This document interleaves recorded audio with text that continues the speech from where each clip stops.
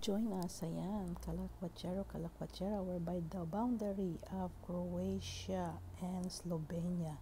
So, ito yung boundary, walang check.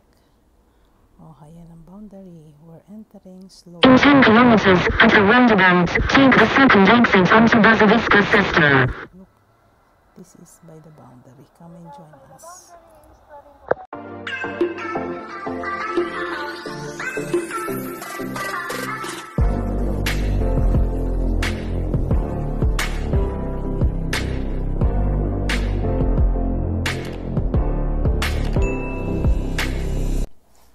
Pumasok na kami sa Slovenia. Actually, we're looking here for waterfalls. So, ito yung mga bahay sa Slovenia pala.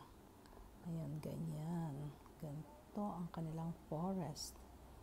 Ito ang forest nila sa Slovenia. We're by the forest. Ang Slovenia ay hindi ganong malaki actually. Sila ay isang country before, a communist country, Slovakia and Slovenia, na naghiwalay. Look, may mga tindahan din sila sa labas-labas. Parang nasa Pilipinas lang tayo. Parang nasa nasa Laguna. Diba? Ayan, may mga tindahan sila dito sa labas. Look. Ayan, oh. Parang bilihan ng mga pasalubong. Parang nasa Pilipinas ka lang eh. Piling ko parang nasa lang tayo. Papuntang Laguna. Oh, ayan. Naku. Naghahanap kami ng waterfalls. Walang water pala sa falls. Ayan na sila bumalik. Hindi sila nakahanap ng waterfalls. At ang waterfalls daw ay walang snow. Walang water pala. Kaya ayan, dito na lang kami sa Sapa. So, picture na lang dito. At ito lang ang nakita namin. But at least we are here by Slovenia. In Bereska, Slovenia. Oh, ayan. Wala silang nakitang waterfalls, kaya nagplaplano kung saan susunod na pupunta. Meeting di avance. At picture muna tayo dito sa Ereska Bestreka. Ayan pala yung aming pinalagyan at the moment. Normally may waterfalls daw dito pag may water. But hindi summer. Kasi summer ngayon kaya walang ulan.